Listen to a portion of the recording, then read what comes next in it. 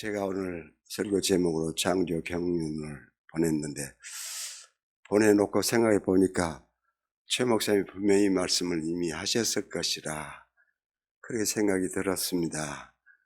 제가 오늘 하는 말씀은 이미 들은 말씀의 반복이고 확인하는 걸로 그렇게 이해하시면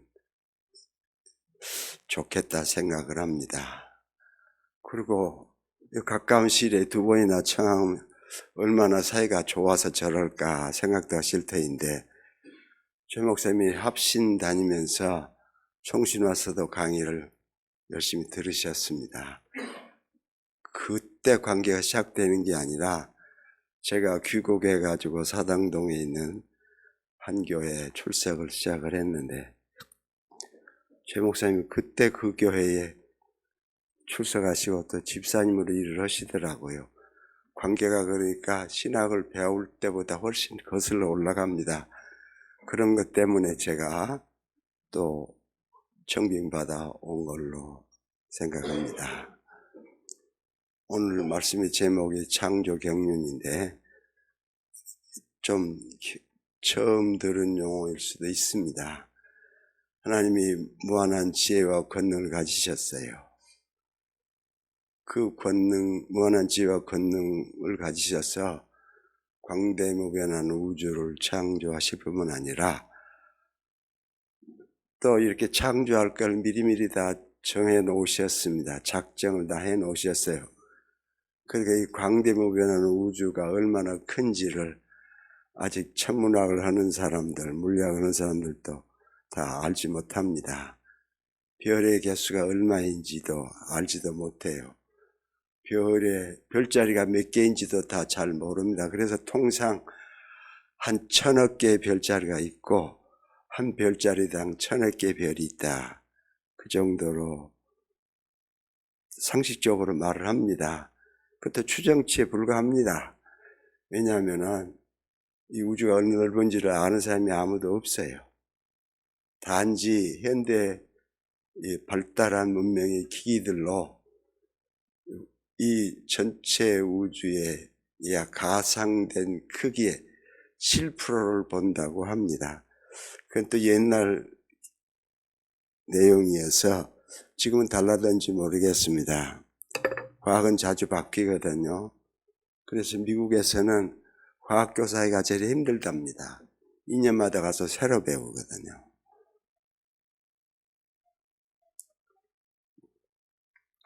광대무변한 우주를 하나님이 창조주간 첫날 첫순간에 창조하셨습니다. 아무리 그럴 수 있습니까? 하나님이 원하는 지혜와 권능을 가지셨으므로 창조주간 첫날 첫순간에 모든 창조를 다 이루셨습니다. 그 창조는 물리적인 세계의 창조뿐만 아니라 영적 세계에도 포함합니다. 하늘의 천군과 천사들과 영적 존재들도 처음 창조하실 때에 다 함께 창조하셨습니다. 우리는 그렇게 할 수가 도저히 없지요. 내가 어렸을 때 집 짓는 걸 봤어요. 대목이 집을 짓는데 설계도가 있는 걸 제가 기억을 못합니다. 어렸을 때지만. 그래서 그런다고 할 수 있지만 설계도도 없이 사악한 겹집을 잘 지어냈어요. 대단하게 작업을 잘 해가지고 사악한 겹집을 지어줌으로 저희 가족이 잘 살 수 있었습니다. 그렇게 잘 짓는 대목도 그 정도의 노하우와 지식으로는 서울에 있는 이 555m인가요? 그런 큰 건물을 못 짓습니다. 그에 합당할 만한 노하우를 가져야, 또 능력을 가져야 지을 수 있죠. 하나님이 천지를 창조주간 첫날 첫순간에 창조했다.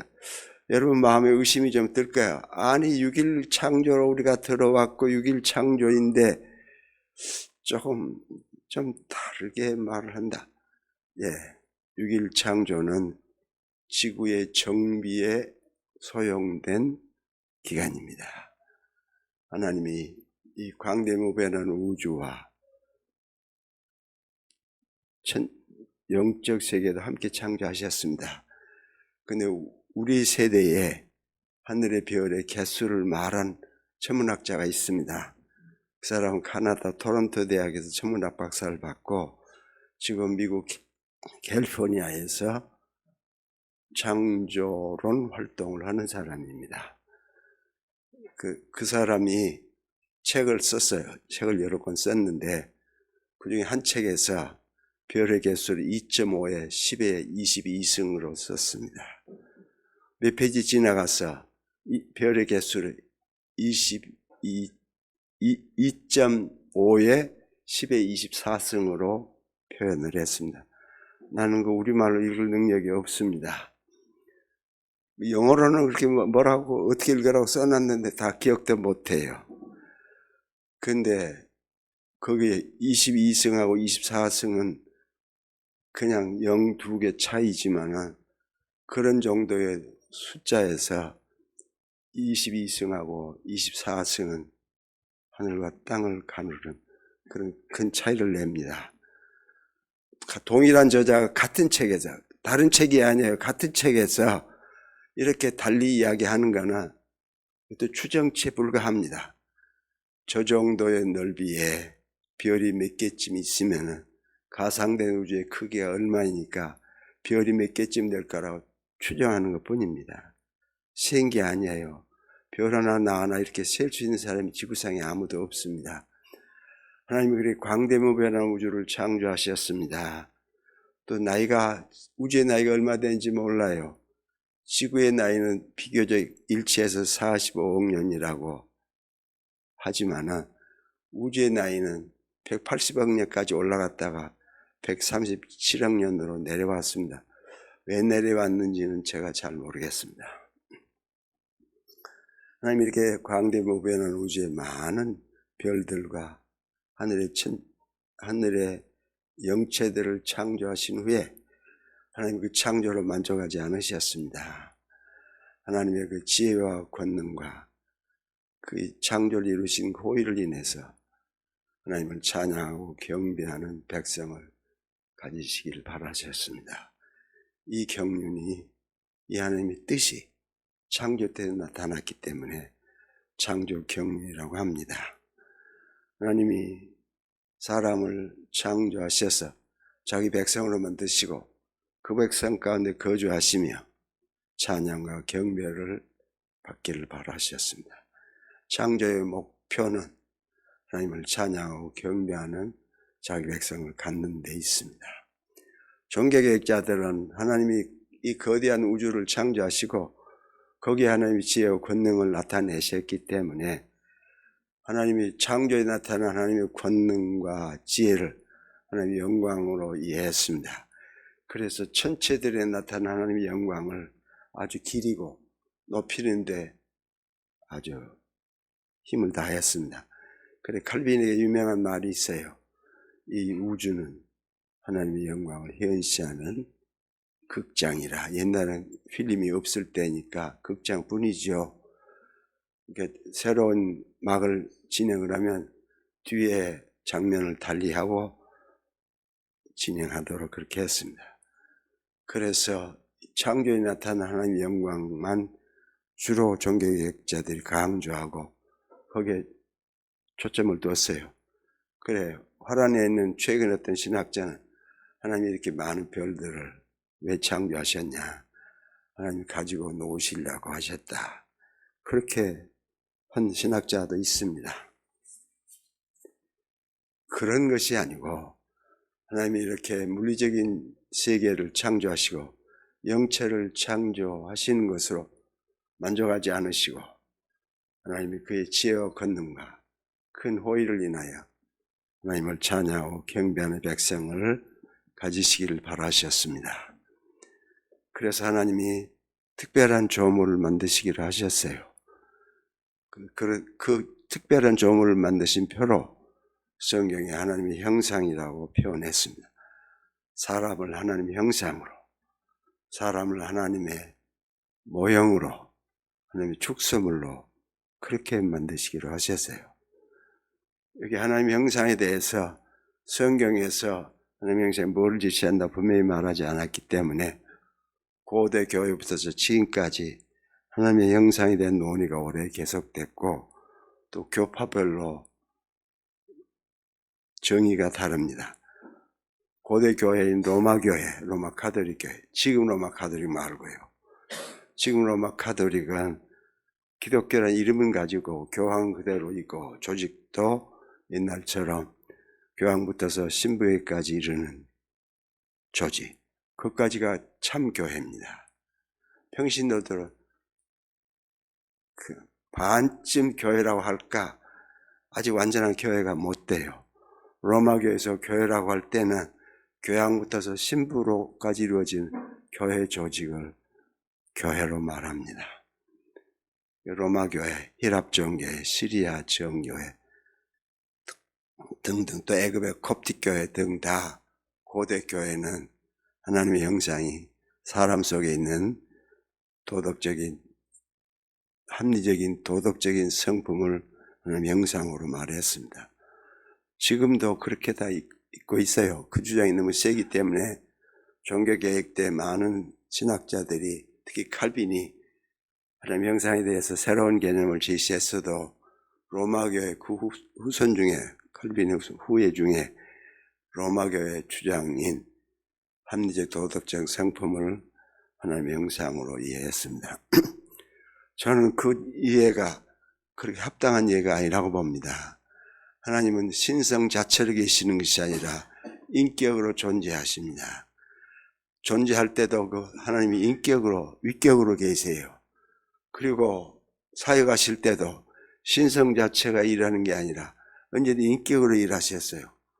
물론 중세의 유명한 신학자인 토마스 아퀴나스는 하나님의 창조를 신성 자체로 이루신다 그렇게 표현도 했습니다.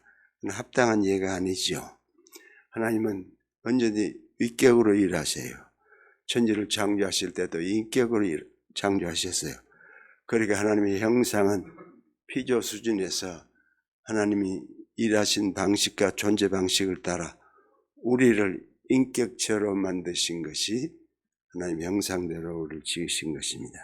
하나님을 하나님의 형상으로 지으셨어요. 하나님의 인격체로 지으셨어요. 우리가 하나님의 인격이신 것처럼 우리도 인격이 되도록 하신 것은 하나님의 특별한 섭리가 있어요. 하나님을 찬양하고 경배하는 일을 하도록 하기 위해서 그렇게 인격체로 지으셨습니다. 우리가 하나님의 인격체로 지음받은 증거는 우리 안에 우리 각자가 자기 인격이 제일 존엄한 것이라는 존엄의식을 갖고 있습니다. 그래 대인관계에서 인격을 무시해 갖고는 용서받지 못해요. 쉽지 않습니다. 다른 건 다 용서할 수 있어도 인격을 짓밟고 무시하는 것은 용서가 잘 안 돼요. 우리 안에 하나님의 형상으로 지어졌던 증거는 우리가 우리의 인격에 대해서 존엄의식을 갖는 것입니다. 하나님이 우리를 하나님의 형상으로 지으셨어요. 인격체로. 그래서 하나님 자유인격체로 우리 스스로 하나님을 찬양하고 경배하도록 그렇게 지으셨습니다. 그런데 자유인격체로 지어진 후에 또 사람이 자기 결정을 따라 하나님만 창조주를 하나님으로 섬기는 것을 거부하고 다른 길로 갈까 봐서 하나님이 그 사람들과 언약을 맺어서 자기 백성 삼으셨습니다. 이 언약 사상이 개혁신학에 혹은 우리말로 하면 장로교회만 있어요. 그런데 종교개혁자들이 잘못 이해해가지고 언약을 행위언약, 은혜언약 그렇게 했습니다.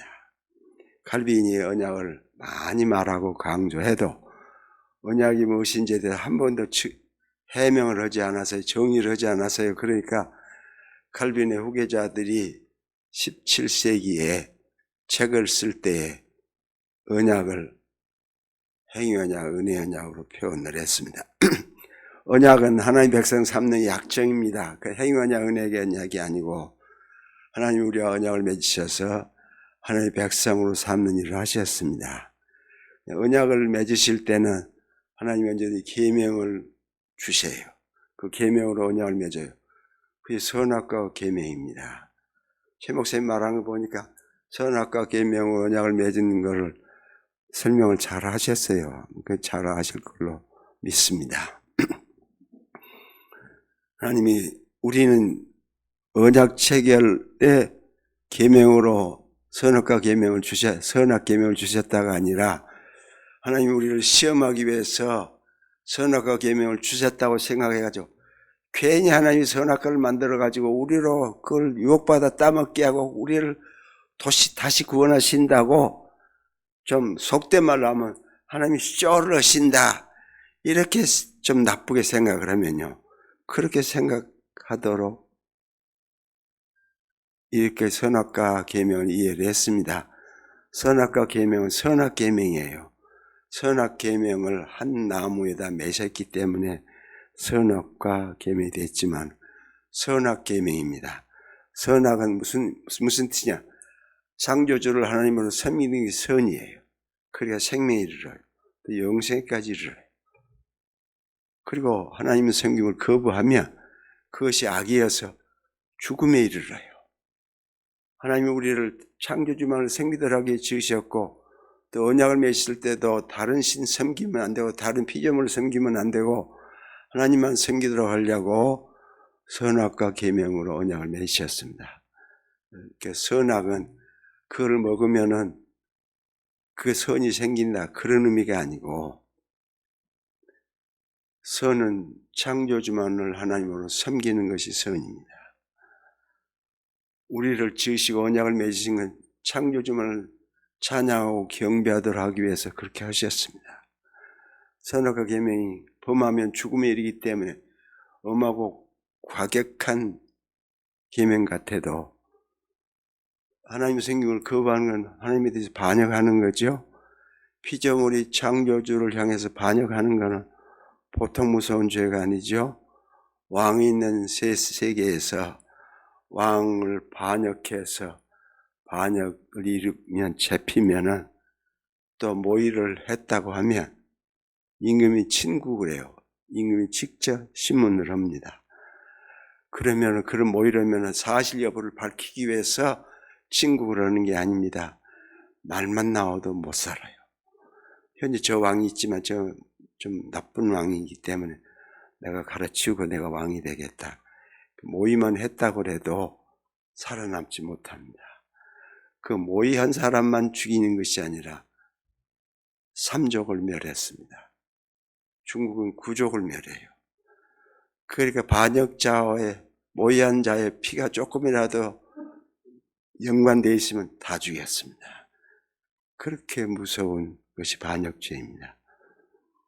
그런데 하물며 창조세계에 피조물이 온갖 호의를 다 입혀서 창조하신 그 피조물이 창조주를 하나님으로 섬기지 않겠다고 반역죄를 지었다면 영원한 형벌을 받는 게 당연합니다. 그러니까 이렇게 하나님을 반역했으므로 우리가 죽게 됐습니다. 하나님을 향한 범죄 때문에 죽게 됐습니다. 그러니까 하나님이 우리 창조 주만을 하나님으로 잘 섬기도록 하기 위해서 선악 계명으로 언약을 맺으셨습니다. 하나님을 섬기는 게 선이에요. 지금은 사람이 선악을 정하기 때문에 선악을 구분짓는 게 참 어렵고 재판을 할 때에 변호사가 어떻게 변호하느냐에 따라 선이 악이 되고 악이 선이 되는 일이 있어요. 저 미국의 닉슨 대통령이 대법원장으로 임명한 렌키스터가 있습니다. 그 사람이 우리는 5년제 대법원 판사인데 거기는 종신 대법원 판사이고 대법원장이에요.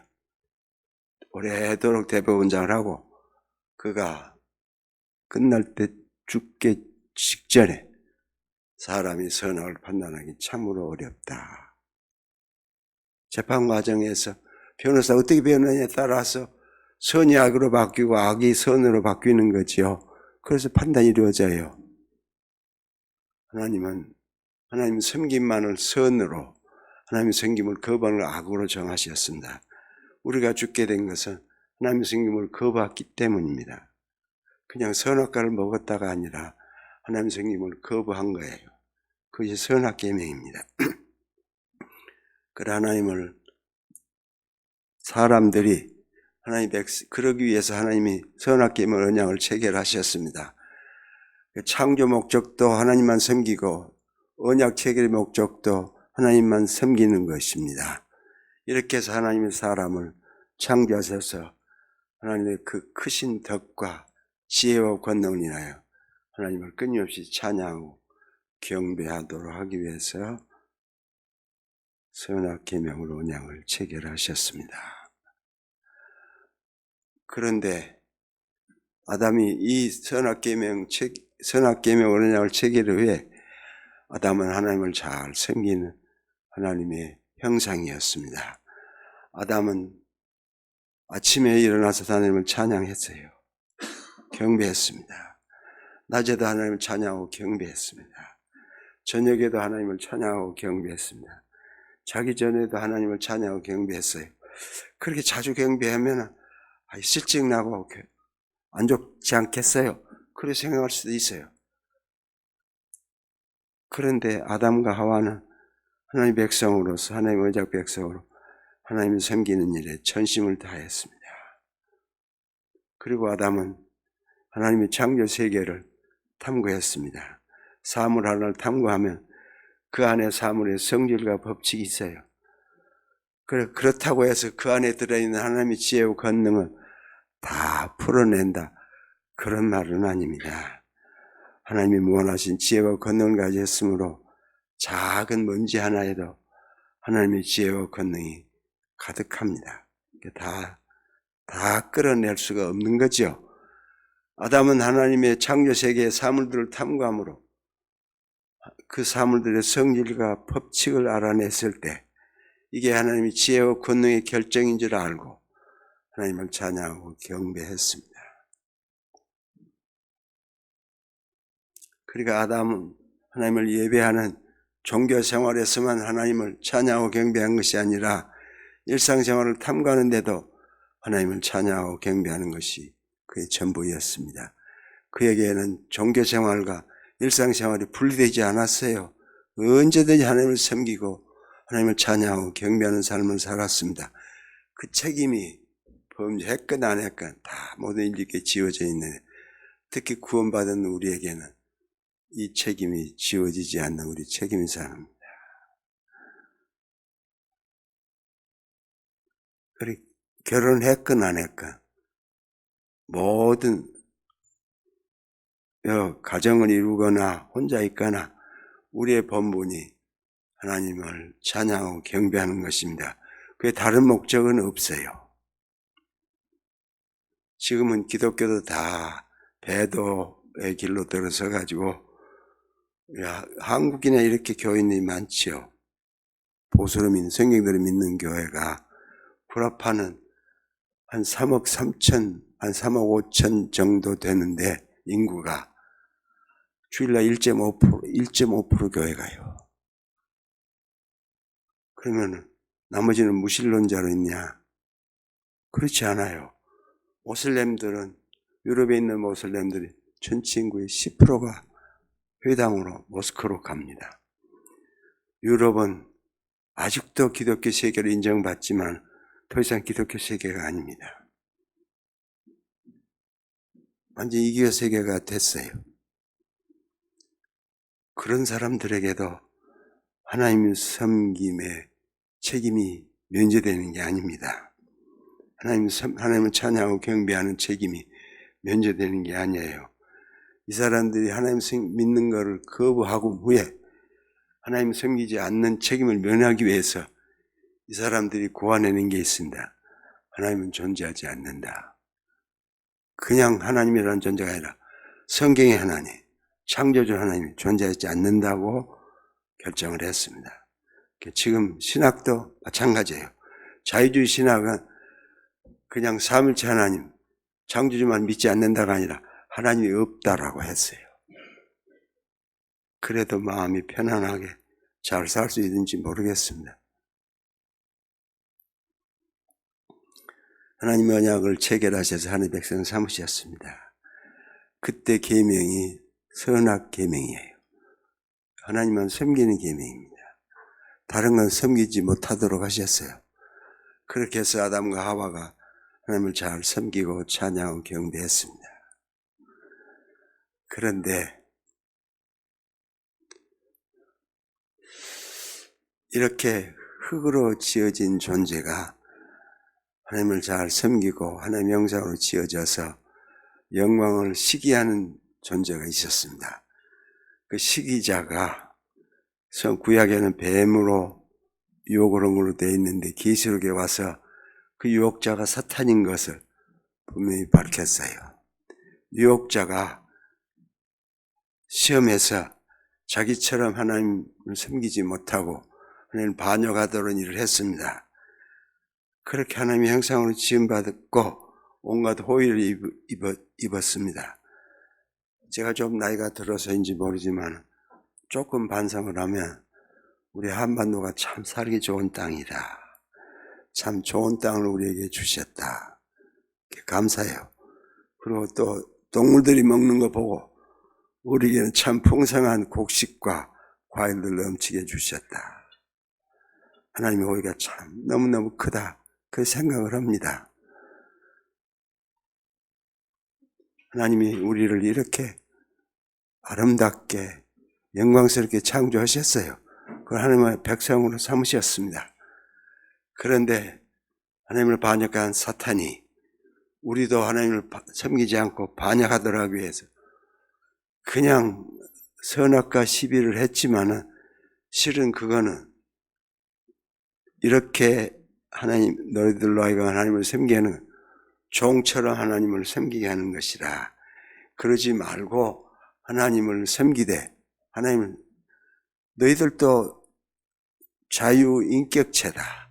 그래 자주자가 되라. 종으로 있지 말고 하나님의 계명대로만 섬길 게 아니라 너희가 선악을 정하면 너희가 정한 것이 선악이 된다. 그러니까 너희가 그렇게 하나님이 정한 선을 악으로 바꾸고 악을 선이라고 해도 아무런 문제가 되지 않는다.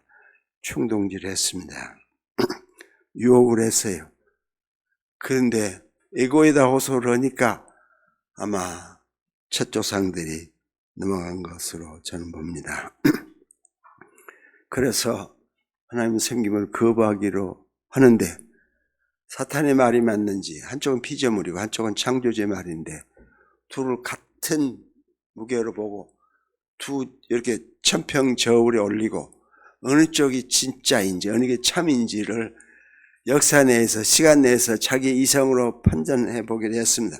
결국 경험으로 이성으로 한 다음에 결국 경험으로 하는 거예요. 이성을 많이 강조해서 아주 고도한 이론을 내는 그런 기능이 이성이 아니라 결국 요 감각으로 사물을 지각하는 것이 이성의 작용이에요. 그러니까 칸트에 와가지고 감각기관으로 사물을 이해하는 것, 그것만 학적인 지식이 되고 그 외에는 다 허무한 것이라고 판정을 내렸습니다. 그리고 칸트 철학의 영향을 따라서 기독교가 그 칸트 철학으로 변형을 해가지고 지금 이렇게 기독교가 끝나게 됐습니다. 그래서 진짜 저 과일을 먹으면 죽는지 먹어보고 실험을 해보기로 했어요. 먹어보고 진짜 죽는지 안 죽는지 창조주의 말씀이 옳은지 피조물의 말이 옳은지를 판정해 보기로 했습니다. 그래서 선악과 계명을 어기고 하나님의 섬김을 거부하기로 작정하고 선악과를 먹었습니다. 그리고 깨달은 거죠. 그리고 깨달았어요. 뭘 깨달았어요? 하나님의 창조주의 말씀이 진리고 사탄의 말이 거짓임을 확실하게 깨달았습니다.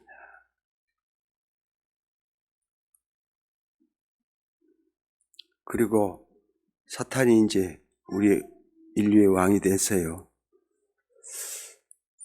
우리에게는 사탄이 왕이 알 것 같지만은 지금 돈이 많아가지고 세계를 지배하는 종족이 있습니다. 그 중에 제일 돈이 많은 사람이 런던에 앉아 있어요. 돈이 보통 많은 게 아닙니다. 우리는 세지도 못해요. 컴퓨터를 하나 셀까? 그 사람들은 사탄이 선신이에요. 여호와는 우리로 지혜롭게 되지 못하게 막았으니까 여호와가 악신이에요. 지금 유대교를 믿는다는 선세계는 유대인을 하는 자들은 사탄을 자기들의 유일신으로 믿고 있습니다. 그리고 그들이 세계 단일정부를 세우기 위해서 열심히 노력을 해요. 단일정부가 세워지면 사탄을 유일신으로 참신으로 믿도록 하는 조치를 합니다. 우리같이 여호와 하나님만 믿는 우리는, 그리스도만 믿는 우리에게는 사탄이 참 나쁜 신이고 나쁜 피조물이지만 신으로 굳게 섬기고 있는 사람들이 있어요. 그들이 세계 단일정부를 세우면은 1차적으로 믿음으로만 구원에 있는다고 하는 자들이 아주 숙청의 대상입니다. 대량 학살의 대상이에요. 그런데 이 일에, 세계 단일정부를 세우는 이 일에 돈 많은 사람들만이 아니라 로마교회도 가담을 했어요. 그래가지고 개신교도들은 다 죽인다. 자유주의자라도.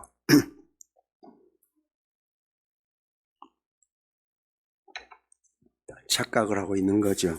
자유주의자들이. 자, 하나님의 창조세계에 반역이 들어왔습니다. 있을 수 없는 일이 생겼어요. 하나님 저주와 죽음을 선언하셨습니다. 안 죽을 사람이 어디 있습니까? 수명이 자꾸 늘어나요. 지금 100세 시대가 됐는데 내가 얼마 전에 목사의 이야기를 들으니까 자기 딸이 어디서 듣고 왔는지 아버지 100세 시대가 아니라 지금 150세라고 그래야 돼? 최 목사님 150세 세대입니다. 그러니까 그 목사님이 힘을 얻어가지고 야, 나 150 살아야 되겠다고 목사님들 듣는 데서 말했대. 내 다리를 무쇠로 만들고 가슴을 무쇠로 만들겠다. 150 살려면 그렇게 건강해야 되겠죠? 자, 인류는 이렇게 범죄한 이후에 전쟁의 역사가 인류의 역사입니다. 전쟁이 없던 때가 없어요. 2차 대전 끝나고 국지전쟁이 있고 한반도의 전쟁 후에 이렇게 오래도록 전쟁이 없는 세대가 지금까지 없었답니다. 그래서 또 전쟁을 일으키겠죠?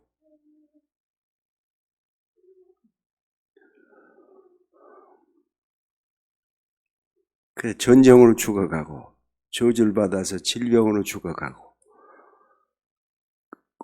기근으로 홍수로 비가 안 와서 한재로 또 홍수로 많은 사람이 떼죽음을 당했습니다.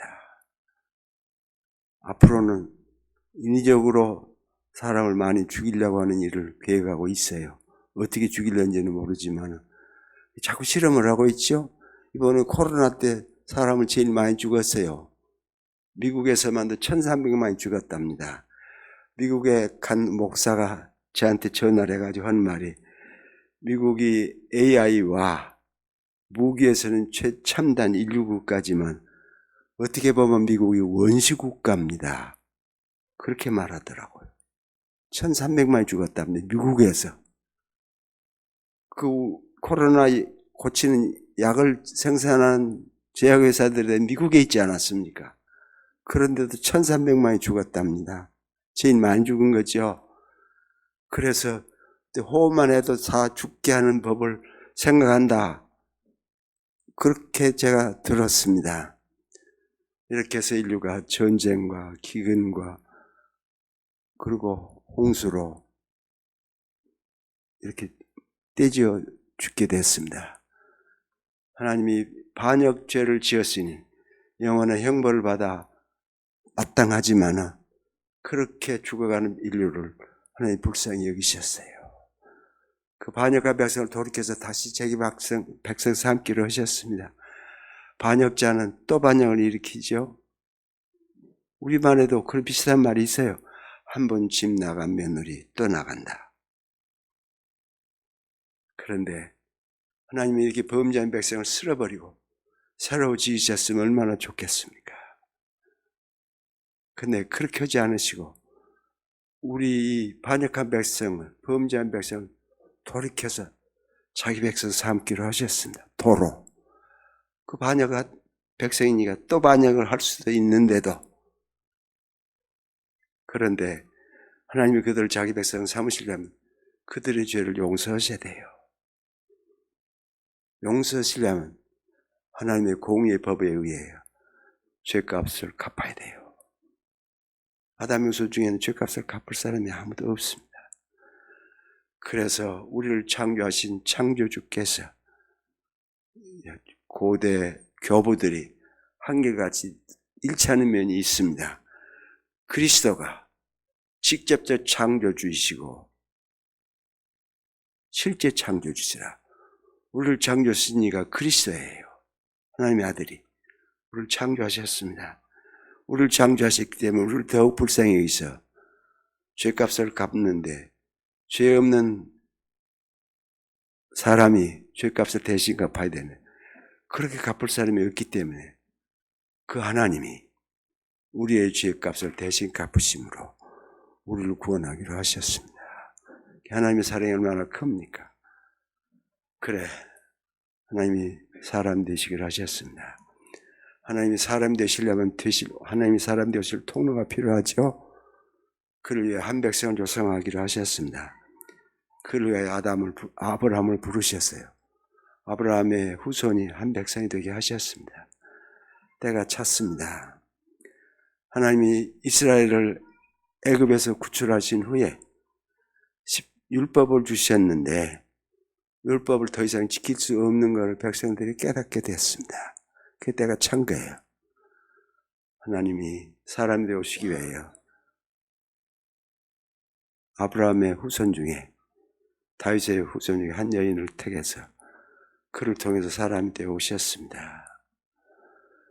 어떻게 하나님이 사람이 되셨냐고 그렇게 할 수 있어요.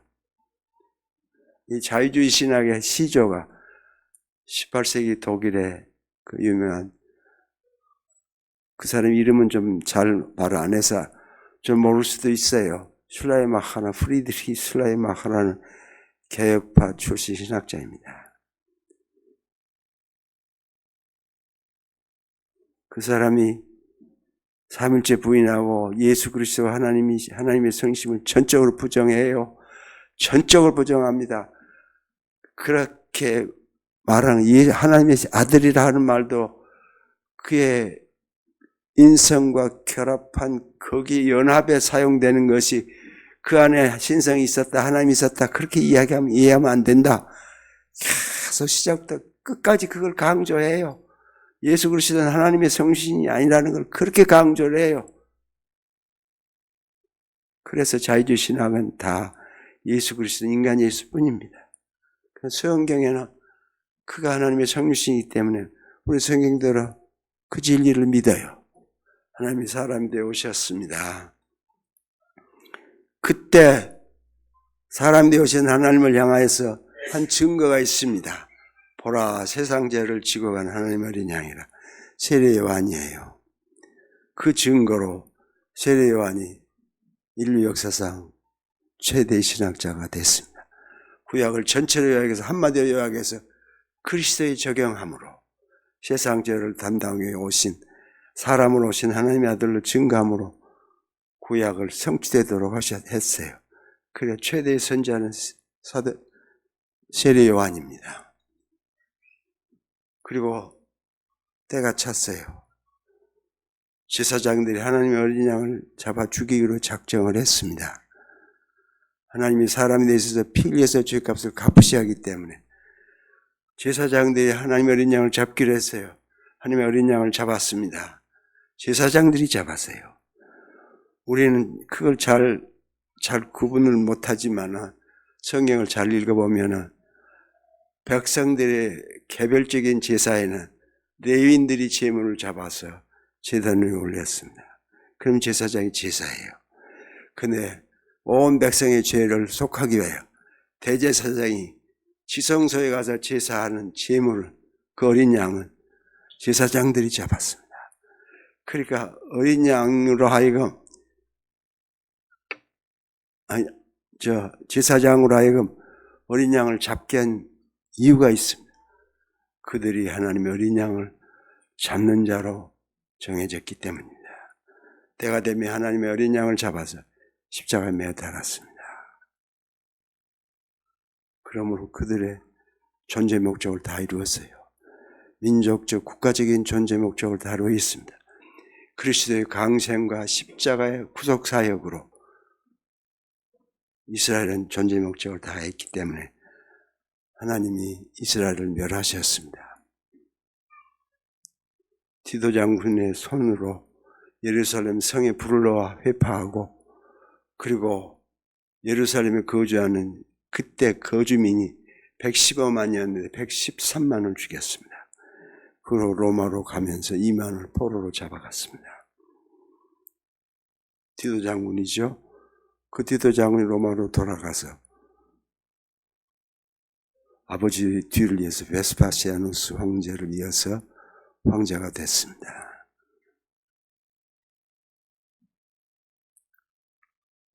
그리고 예수 그리스도의 구속 사역이 성전 제사가 다 이루어져서 더 이상 필요가 없다는 걸 밝히신 거지요.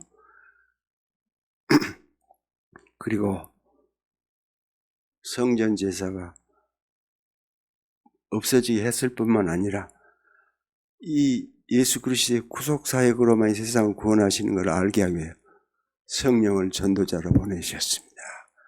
성령은 전도자로 오셨어요. 자기 말을 하고 자기를 나타내러 오신 게 아닙니다. 우리는 성령 오순절 운동의 영향으로 성령이 투시와 신유와 기적들을 막 방언을 하고 이렇게 한다고, 그래서 성령이 독자적인 사역을 하기 위해서 오신 걸로 그렇게 강조를 하고 성령을 받아야 완전 성화된다고 그렇게 생각을 하는데 상당히 많이 오해를 하고 있습니다. 성령은 자기 말하기 위해서 오신 것이 아닙니다. 십자가에 피 흘리신 이가 예수 그리스도가 하나님의 아들이시고 우리 하나님이시고, 그가 우리의 죄를 속하게 해서 죄값을 갚으시는 피 흘리심을 이루었다는 것을 증거하기 위해서 성령이 오셨습니다. 그리고 성령이 예수 그리스도를 증거함으로 사람들을 믿어서 하나님께로 돌아와 하나님을 찬양하고 경배하는 백성들이 되게 하셨습니다. 그러니까 오늘 큰 행사를 갖는 우리 최 목사님이나 우리 조은혜 전도사나 조금 있으면 사모님이라고 불러야죠. 몇 분 후에는 그런 분만이 아니라 여러분들도 다 하나님을 찬양하고 경배하는 책임만이 아니라 예수 믿으면 예수 그리스도를 우리의 구주로 하나님의 아들로 하나님으로 증거할 책임을 지게 됩니다. 그러면 찬양하고 경배할 뿐만 아니라 예수 그리스도가 하나님의 아들이신데 우리를 구원하기 위하여 하나님이 사람이 되셨다고, 그리고 구원사역을 이루셨다고 증거할 책임을 갖습니다. 그래도 우리는 예수 믿어 전도를 잘 못해요.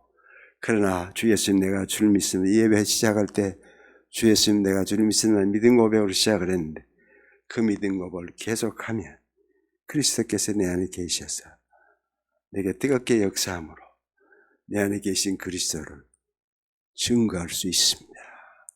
우리는 하나님을 찬양하는 하고 경배하는 본래 자리로 돌아왔을 뿐만 아니라 그리스도께서 사람이 되셔서 피 흘리심으로 오늘 죄와 죽음에서 구원하여 영생에 이르게 하셨으므로 예수 그리스도를 우리의 구주로 하나님의 아들로 증거할 책임을 지고 있습니다. 이건 그냥 되는 게 아니라 믿음 고백을, 주 예수님 내가 주를 믿는 믿음 고백을 늘 함으로 그리스도께서 내 안에 계시기 때문에 이 증거를 할 수 있습니다. 사도 바울이 십자가의 사도이지만은 아테네에서 철학자들 앞에 놓고 전도할 때에 예수 그리스도 이름도 말을 못했어요. 그가 피 흘리심으로 우리를 죄와 죽음에서 구원하셨다고 말을 못했어요.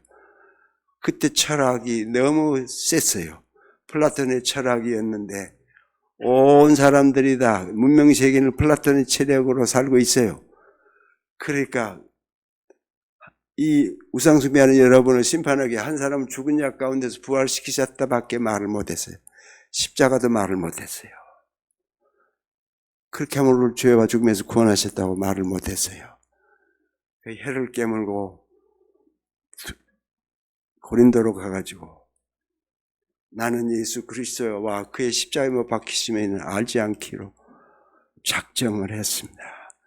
그래서 고린도가 그리스도의 나라가 되고, 그리고 히랍이 그리스도의 나라가 되어 유럽이 그리스도의 나라로 이제까지 왔는데, 이제는 다 배도를 해가지고 사탄이 노예나게 됐습니다. 그래서 다 배도를 해서, 그렇지만은 여러분이 이 복음을 증거할 책임을 지고 있습니다. 횃불은 다시 한국에서 아니겠습니까? 여러분이 바로 믿음 고백을 하심으로 이 큰 하나님의 구원 섭리를, 하나님의 큰 구원을 증거하고 전하셔야 할 것입니다. 이 책임이 여러분에게 있습니다.